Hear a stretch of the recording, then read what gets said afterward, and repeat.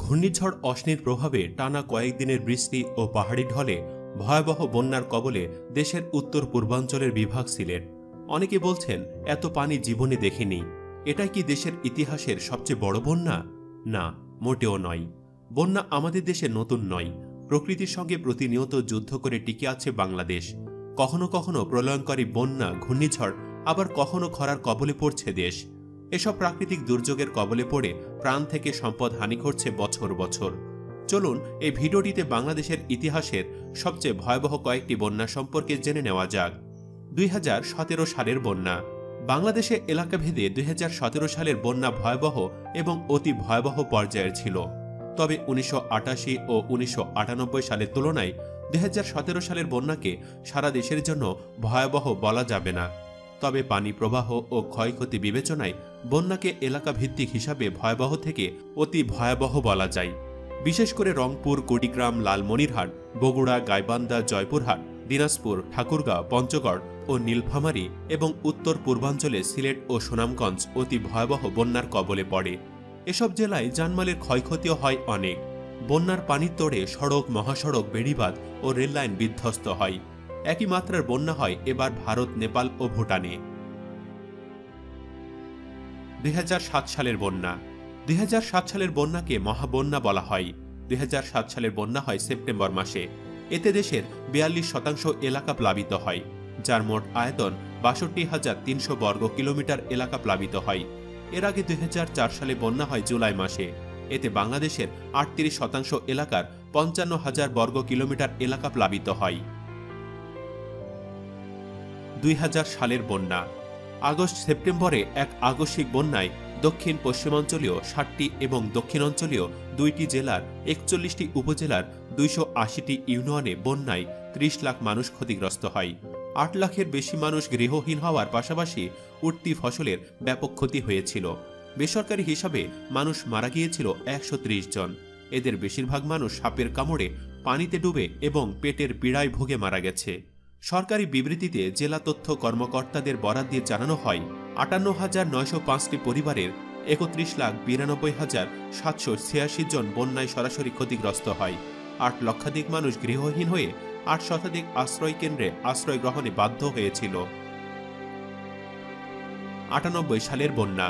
1998 সালের ভয়াবহ বন্যায় বিপুল ক্ষতির সম্ভাবনা ছিল, কিন্তু সরকারের তড়িৎ ব্যবস্থা গ্রহণের ফলে ক্ষতির পরিমাণ তুলনামূলক কম ছিল।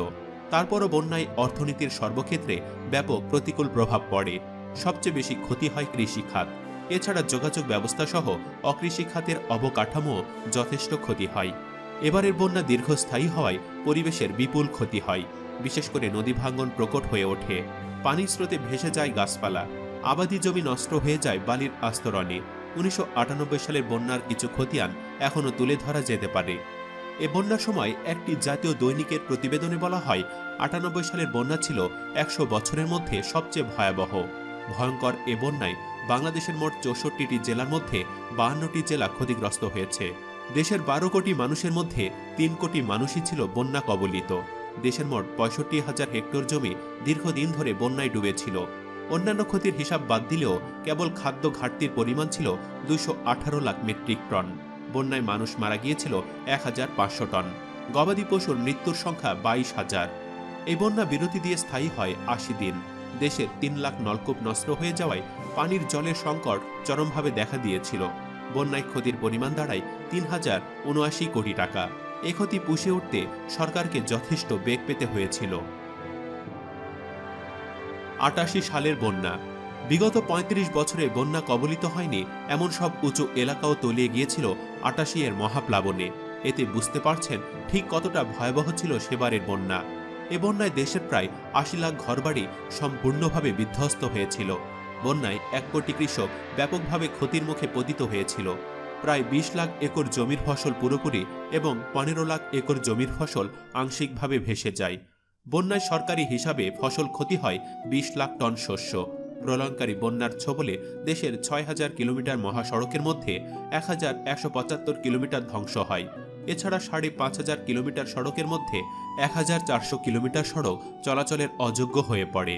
দেশের 246টি সেতু ও কালভার্ট বিধ্বস্ত এবং প্রায় 2,500 ফুট রেলপথ বন্যায় ভেসে যায়। সর্বোপরি গাছপালা ভেসে যায় এবং পরিবেশের বিপুল ক্ষতি হয়। সরকারি সূত্রে জানা যায় 88 বন্যায় ক্ষতিগ্রস্ত রেলপথ মেরামতের জন্য তখন প্রায় 40 কোটি টাকা খরচ হয়েছিল। এছাড়া কয়েক হাজার গবাদি পশুর মৃত্যু হয়েছিল। বন্যায় 5000 কোটি টাকার সম্পদ নষ্ট হয়। বন্যায় রাজধানী ঢাকার সঙ্গে সমগ্র দেশের সব যোগাযোগ বিচ্ছিন্ন হয়ে পড়েছিল। এ বন্যার রাজধানীরও অনেক এলাকা ডুবে যায়। ধানমন্ডি, শেরেবাংলানগর, গুলিস্তান ও বিশ্ববিদ্যালয় এলাকার কিছু অংশ ছাড়া রাজধানীর প্রায় সব এলাকায় জলমগ্ন হয়েছিল। তখনকার হিসাবে 60 লাখ লোকের রাজধানী ঢাকা শহরের প্রায় 50 লাখই পানিবন্দী হয়ে পড়ে। ঢাকায় প্রায় 400 ত্রাণ শিবির খোলা হয়েছিল। এসব ত্রাণ শিবিরে প্রায় 5 লাখ বন্যার্ত আশ্রয় নিয়েছিল। বন্যার পানি বিমানবন্দরের রানওয়েতে উঠে যাওয়ায় ঢাকা আন্তর্জাতিক বিমানবন্দরে বিমান চলাচল বন্ধ করা হয়েছিল। আবহাওয়া অফিস, আগারগাঁও সমপ্রচার ভবন, পঙ্গু হাসপাতাল, শিশু হাসপাতাল প্রভৃতি স্থানে পানি উঠে গিয়েছিল। পঙ্গু হাসপাতালে রোগী ভর্তি বন্ধ রাখা হয়েছিল। মিডফোর্ড হাসপাতালে সব অপারেশন স্থগিত রাখা হয়েছিল। শ্যামলী এলাকায় আবাসিক ভবনের 1 তলা পর্যন্ত তলিয়ে গিয়েছিল 88 বন্যায়। ডুবে যাওয়া ঢাকা শহরে তীব্র পানি সংকট দেখা দিয়েছিল। ওয়াসার 27টি গভীর নলকূপ বিকল হয়ে পড়েছিল।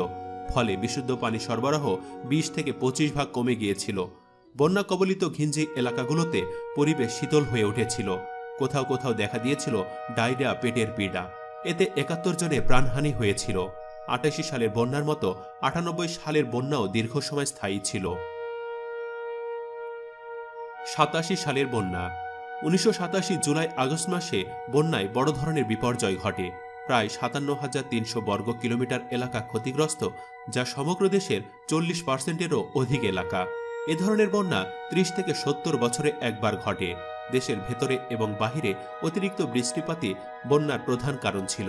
ব্রহ্মপুত্রের পশ্চিমাঞ্চল গঙ্গা ব্রহ্মপুত্র একীভূত হওয়ায় নিচের অঞ্চল, খুলনার উত্তরাংশ এবং মেঘালয় পাহাড়ের সংলগ্ন অঞ্চল বন্যা কবলিত হয়। এর আগে কবে থেকে এ অঞ্চলে বন্যা শুরু হয়েছিল তার সঠিক তথ্য পাওয়া যায় না। অতীতের রেকর্ড থেকে দেখা যায় 1767 সালে এদেশে একটি ভয়াবহ বন্যা হয়েছিল। এ সময় এ অঞ্চলে ভূমিকম্পও হয়। এরপর 1917 সালে একটি বড় বন্যা হয়েছিল। 1943 সালেও একটি বড় বন্যার উল্লেখ রয়েছে।